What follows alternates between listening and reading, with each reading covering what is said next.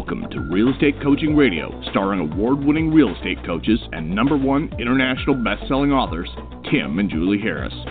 Real Estate Coaching Radio is the nation's #1 daily radio show for realtors who demand authentic, real-time coaching.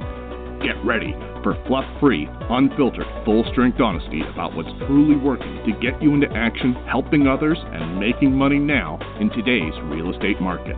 Now to our hosts, Tim and Julie Harris.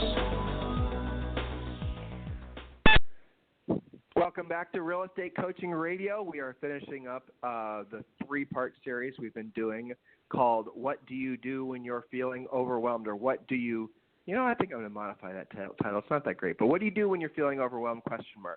So the point of this series, and this is the 3rd part that we're doing today, is to help you understand, not just identify if you're feeling overwhelmed, because sometimes you've gotten so used to having a lifestyle that, essentially is all about being overwhelmed. You don't realize that what you're doing and how you're acting and the results you're getting in your life are on the fringe of what you're able to otherwise do if you actually were to drill down and remove some of the noise and the static that's in your life. And what happens a lot of times is, and as we've discussed on the previous 2 shows about this topic, it's very easy to essentially allow too much information, too much competing information, too much noise in your head at the same time, causing you to basically feel overwhelmed, and then you just don't know it, just because feeling that frantic sort of fearful way becomes normalized. And again, you listen to yesterday's show and the day before show, because we give you very specific things like, practical and tactical things is what we focus on, right? So going media-free. Julie talked a lot about some of the basic things you should be doing with regards to nutrition, like water, and how about, getting enough sleep. These things sound like, well, that's nothing. Of course I'm going to do that. Well, how about you listen to the points that she made, because these are highly researched, actually, for one of our upcoming books. So go ahead and do some homework on those things and go back and listen to the previous podcast. So we're going to be finishing up today where we left off. And Julie, welcome to today's podcast. Thank you. Yeah, I think this is a really important topic because you can be any level of real estate or really of life and have this feeling of overwhelm almost cripple you. And there's varying degrees of it, of course. But I think pretty much everybody goes through it, some people more than others. And to your point at the top of our podcast here, sometimes it does become a lifestyle and you don't even realize that you've built up this sort of tolerance to it, where if you were to just take some of these steps from these points we're presenting, everything would change for you. And you would realize that some kind of a gray cloud had actually lifted and you were getting some new peace as a result. So don't just hang up or stop listening and say, well, that was an interesting podcast. We're showing you points of things to actually take action on. Maybe not all of them for you. Maybe there's 3 key points for you. So I'm looking forward to rounding this out today, Tim. I actually had, Julie, 2 real-life examples from personal coaching calls I did today. Yeah. I won't mention the clients' names, but one of them closed $130 million in real estate last year, using him as an example. So I'm on my coaching call with him, and I've coached him. Julie and I have coached him for a number of years, #1 agent in his market, obviously one of the top agents in the world. And so we're on this call with him, and I asked him, he's doing great. He's got he should have maybe 15 or 16 active listings by the end of this month, maybe sooner. He's taking more listing opportunities. He's going to probably blow through his $130 million sales volume they did last year, this year, continue to be one of the top agents in the country. And by the way, he only has 2 assistants. He does not have a team. So imagine what his margins are. His net margins are huge. The amount of profit he's making. That's one of the things we teach you guys how to do in our coaching program. But back to point. So I asked him this question because it's one good thing after another, one great listing after another. One was like $10.9 million, and the other was $19.9 million, and he listed these others were $2 million, and you guys get the point. Perfect business. So what he did, and I asked him, so Rob, what is something? Well, I just told you his name. What is something I already knew that happened but now they do. What is something that happened in the last week that you are hoping I don't ask you about, that you maybe are feeling that you did not do right? And then he answered me, chat, Julie. And then he answered me, and it was very interesting. He said that there was a listing appointment that he went on, and on this listing appointment, he did not follow the same guidelines that he normally sets for himself. For example, he just, him and this seller started talking about price at the inappropriate time. For example, in being real drilled down so you guys can learn, when you're meeting with a seller, if you don't know, don't go. And that's one of the mantras that we teach as part of our coaching program. We teach you to fully pre-qualify the seller, ask all the right questions prior to going on the appointment. That's what we want you to do.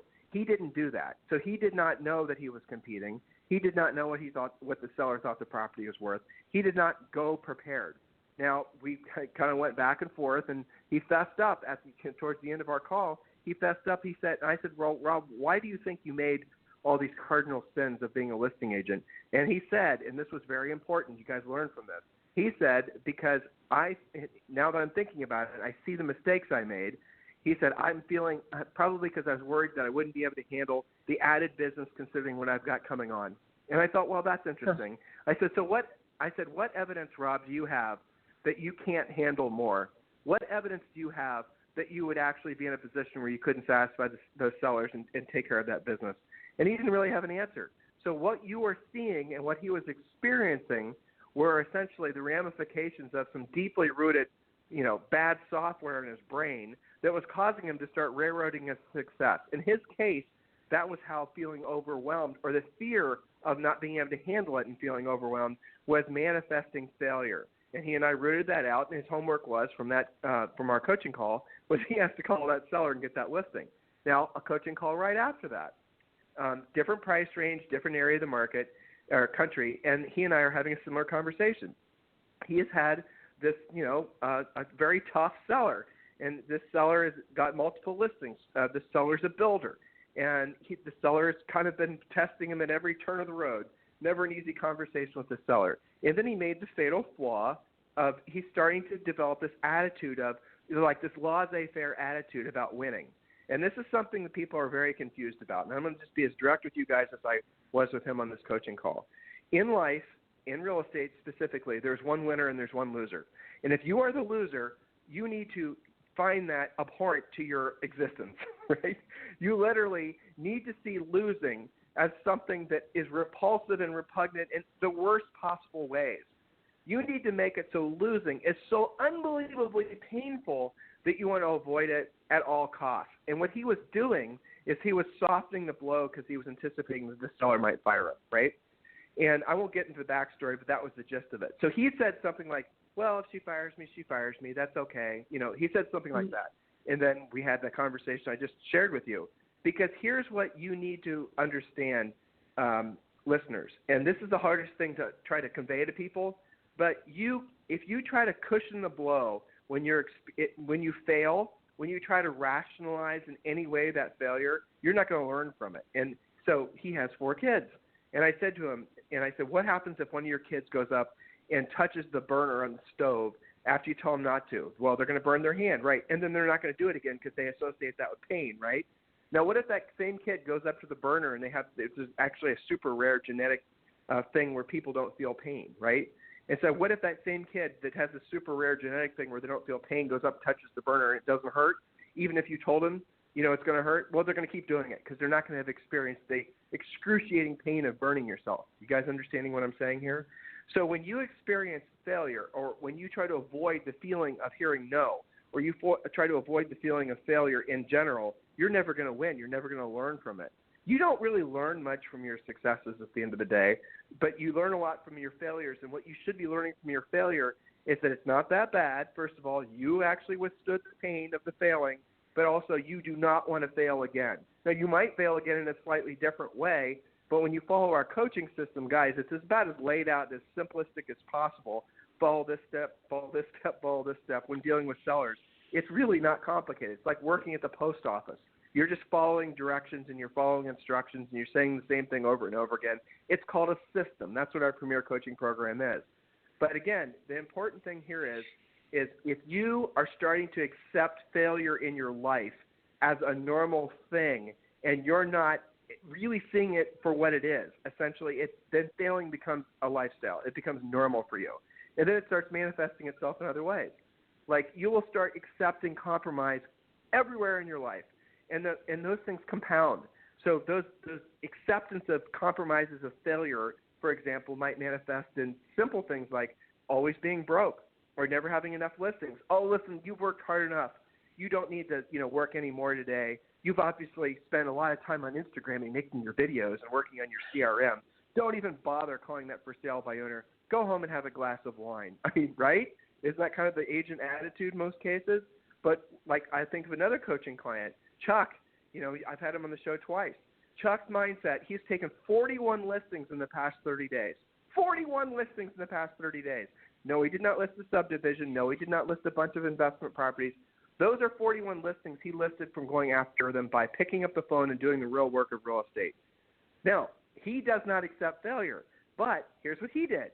He now, as I just told you, with the ones he had prior, he's got close to 50 listings. So he's going to have 50 active listings, and he's got 2 assistants. You see the recurring theme, and he'll sell, between 170 and 200 houses this year. He's in North Carolina. So he's going to basically have a huge wave of listings going into the spring, which is just exactly where you want it. But here's what he did. He didn't take 2 listings. So our conversation, because similar situation as Rob. In other words, he was starting to feel overwhelmed from taking on all this new business. And so what he was starting to do, and he didn't realize that's what it was. He didn't actually, think about it. But what happened was his behavior was changing. Changing in what way? Because he did not, again, pre-qualify. He did not know he was competing. He did not have the questions answered prior. He didn't know before he went on a listing appointment. He did it twice in a row, and he didn't take those 2 listings for the first time ever. And both listings were taken away from him by new agents. Ooh, ouch. So that was right. That was a big blow to his ego. And he comes to the call telling me, rationalizing with me that he didn't take the listings because of the fact that the other listings overpriced, the other agents overpriced the listing, and that's the reason he didn't take it. In other words, he was hoping me as his coach, right, Julie knows, that I would just buy off on that. Oh, don't worry about that. The other agents didn't take the listing because they overpriced it, and you wanted to price it right. No, that's just a lame excuse.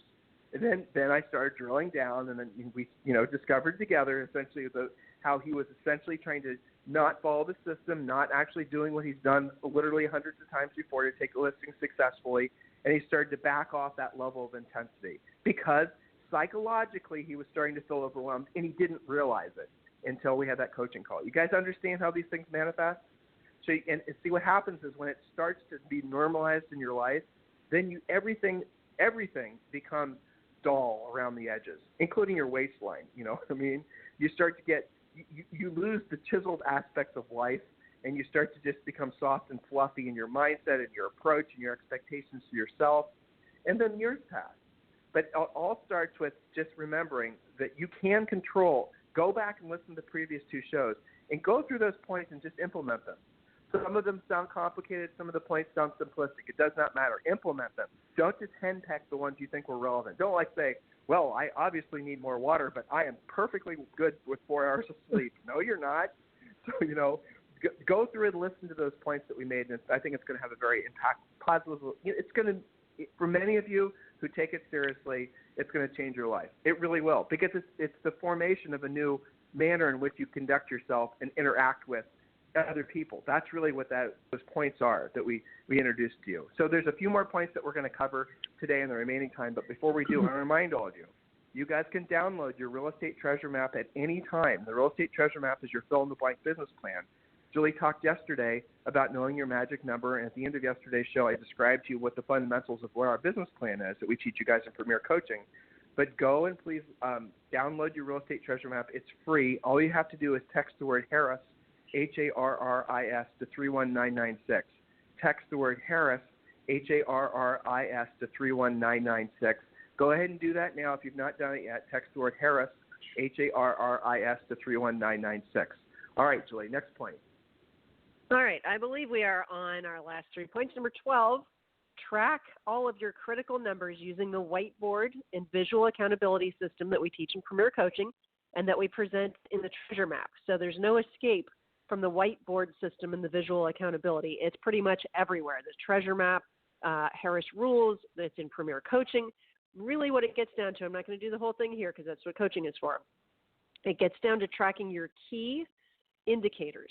And some of you guys are terrible at this. Like, you forget, if you think you've got 5 listings, but you actually have 6 because the 6th one is the person you don't really like talking to.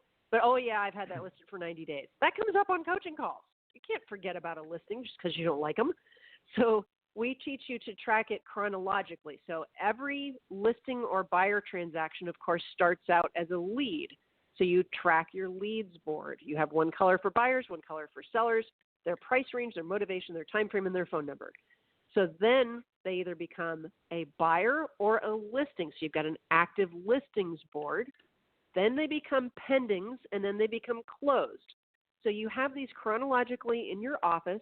Oh, I don't have room for that. Okay, choose a wall and use whiteboard paint. You do have room for it. This is too important to have an excuse like that. You have to track it. Now, I know you have spreadsheets and you have apps for that. That's not the point. It's called visual accountability. So I think there's really magic in doing this, Tim, because when you do this right, when you see all of these key indicators, you walk into your office, and on a normal day, you're in this whole overwhelm zone. Maybe I don't know what to do today. My voicemail's blowing up. I haven't, cleared out my email yet. All you have to do is look at your whiteboards and see where the white space is. If your listing board has 1 through 10 because your magic number is 10 and you've only got 6 and you know you're going to sell 1 today, that tells you exactly what you need to be doing today. Maybe, conversely, you're like with one of the coaching clients that Tim mentioned earlier, and you're carrying a bunch of listing inventory, and your listing board is full. Maybe you even have more than your magic number in listings, but none of them have sold in the past 2 weeks. That tells you need to do price reductions, because probably when you look at your closing board, you're a little bit light over there, or your pending board. When you see white space, it tells you exactly what to do. Some of you have tons of pendings right now that are all ready to close for first quarter. But what's empty now? Your leads board. I can almost guarantee it because you're spending all of your time keeping deals together. It's all very predictable, and it tells you exactly what to do. The agents who we coach who do this exactly as we coach it, this is one of those things that's not really negotiable. They are almost always nearly exactly on track. It's uncanny how well it works. And when we have them send pictures of their boards to the coaches, it takes 2 seconds to see what needs to happen this week. It's just a very efficient tool. Anything you want to add to that? We did this for years. Well, we still do. So here's the thing. The dry erase boards isn't because we don't, CRMs and all that crap. Come on now. We, of course, know about all that stuff. The dry erase boards, in case you guys aren't understanding Julie's point, is visual accountability. The problem with it does not matter what your age is or anything like that, so do not overanalyze this point. The problem with having everything hiding in a CRM is that it's hiding in a CRM. If you walk into your office, again, visualize this, okay? The two fundamental, well, let's just focus on the listings board for now.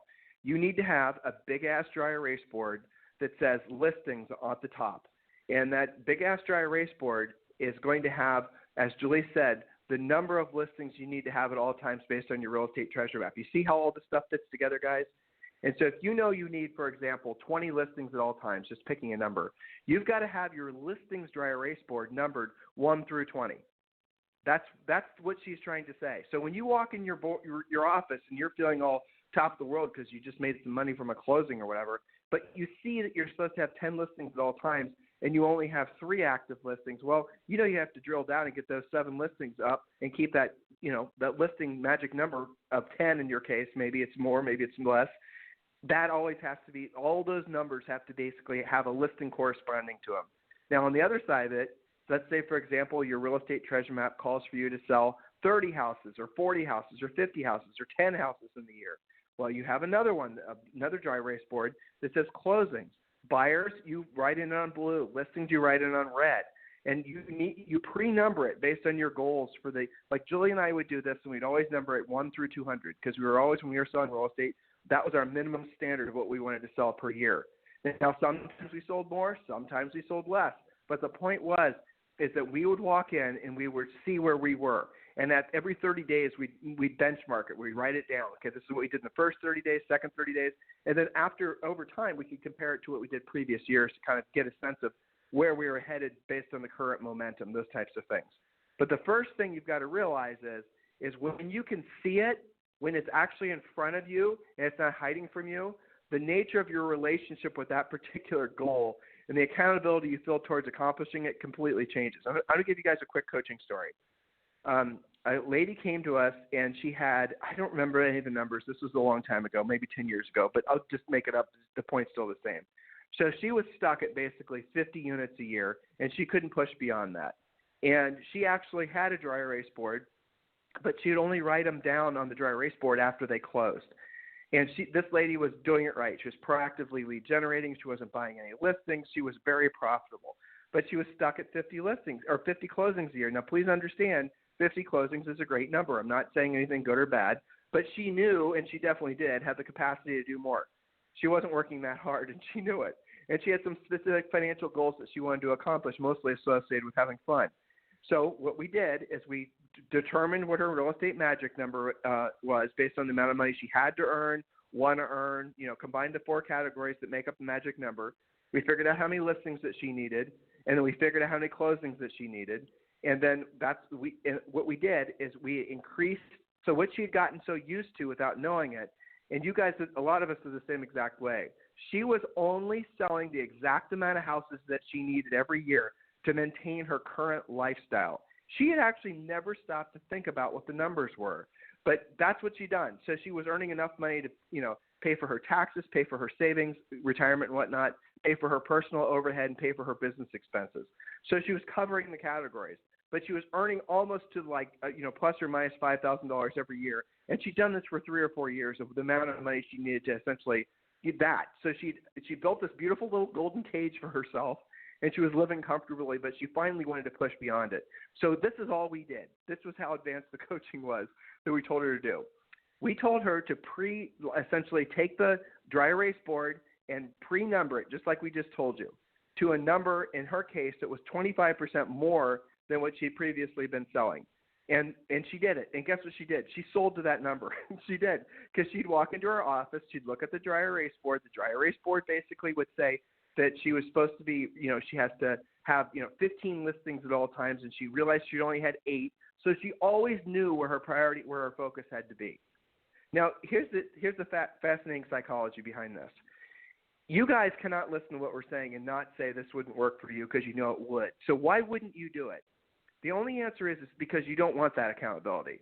You don't think you think you would feel overwhelmed from the pressure of having that level of accountability, wouldn't you? Isn't that interesting? So the only reason you wouldn't do this, what we're suggesting, is because you don't think you can handle it. You don't think you can handle the whatever, fill in the blank. That's just your ego messing with you. That's your ego telling you that you can't handle the success that you might bring. But you can. I promise you, every single one of you can. It's just a function of basically setting the course in the direction that you want it to go, and magical things happen on the other side of that. That's how you change the trajectory of your life, not just for the next month, but for the next decade or decades. It's exciting. But it all starts with essentially the visual accountability. Everything in life works that way, by the way, as far as visual accountability. Some people are big believers in dream boards and whatnot. Dream boards are great. Don't have a problem with them fundamentally. But the reason that most dream boards don't amount to a hill of beans, for example, on a dream board, for those of you who don't know, is you basically take pictures, visual, cues to what it is that you want in life, and you put them up on a board, and those are the things that you remind yourself that you want. But the problem is that people don't do the action plan behind the accomplishment of those particular goals. Again, that's what we talk about in the Real Estate Treasure Map. So make sure you download that. Text the word Harris, Harris, to 31996. Julie, next point? Yes, that was a big point. Really, really critical. Yeah, so point number 13, I know.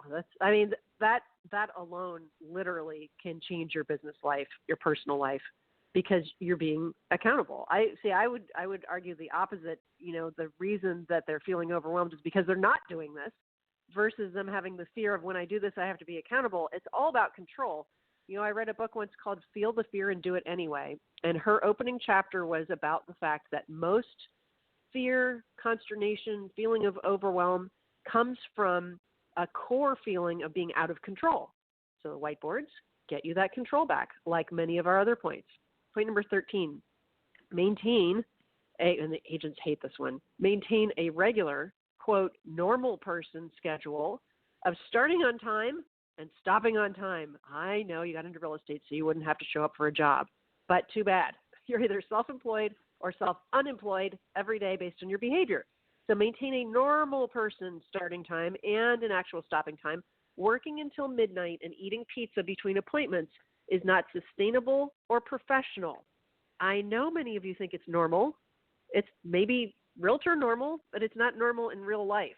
You need to have a normal starting time. A schedule is so much easier to maintain when you don't have different rules for different days. You know, like if you don't have a closing on a Wednesday, you get to sleep in until noon, but on Thursday morning you do have a closing, so you're going to get up early and actually put yourself together.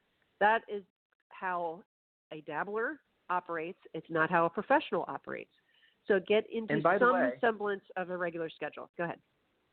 And by the way, a lot of the erratic lack of control of your schedule, when you find yourself living the vampire lifestyle, right, where you're working when nobody else is working, it's because you're working too much with buyers.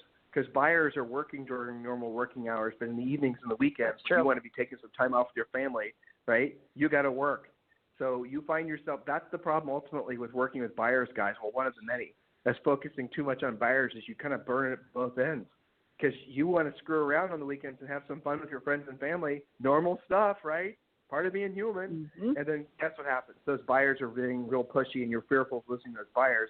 And because you don't have any listings, and listings give you leverage over your time, you're basically stuck having to essentially be at the ebb and flow of those particular buyers. So the strongest suggestion we can give all of you, no matter where you are in your real estate careers, are learn how to be a powerful listing agent. That's where the magic is. That's where you have leverage.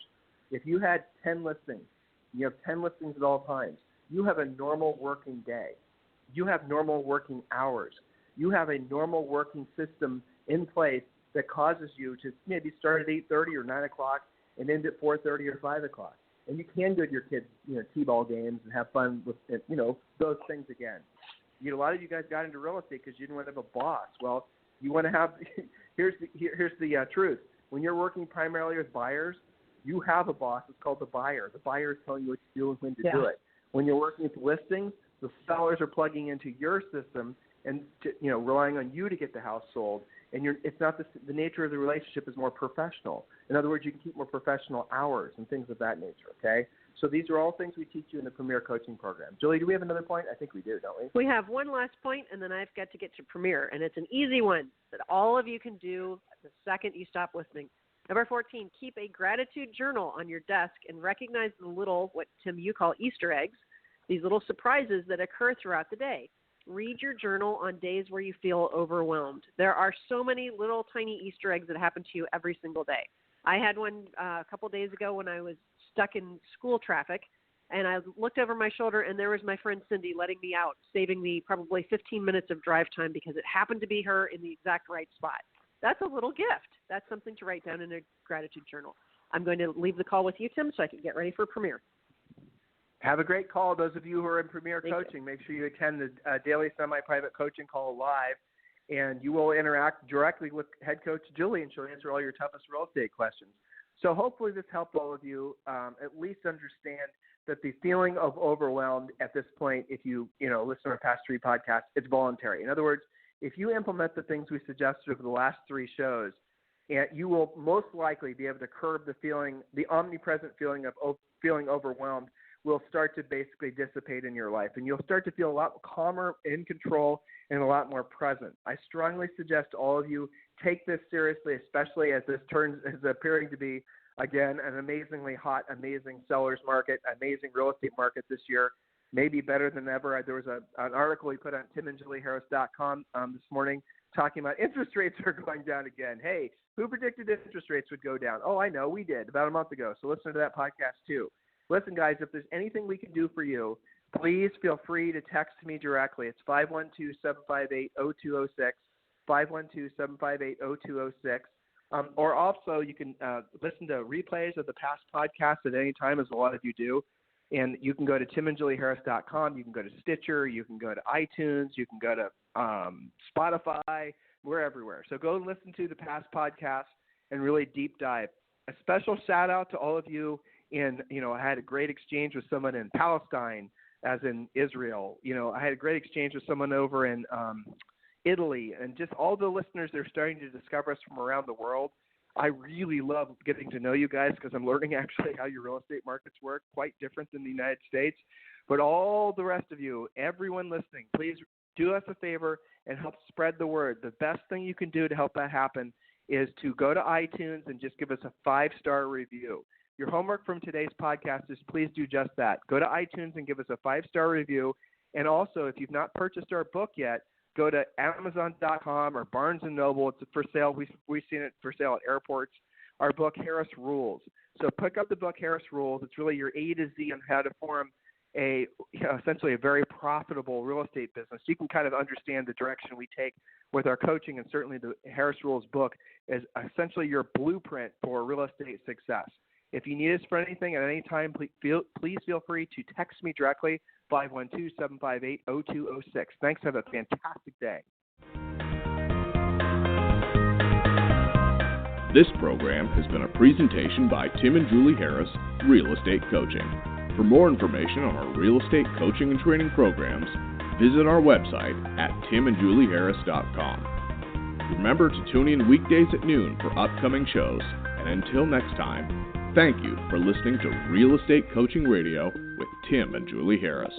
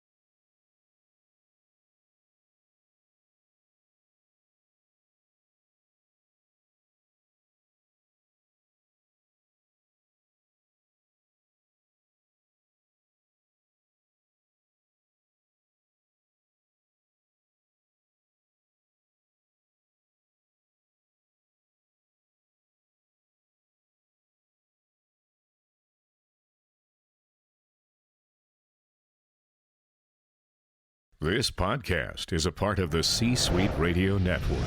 For more top business podcasts, visit c-suiteradio.com.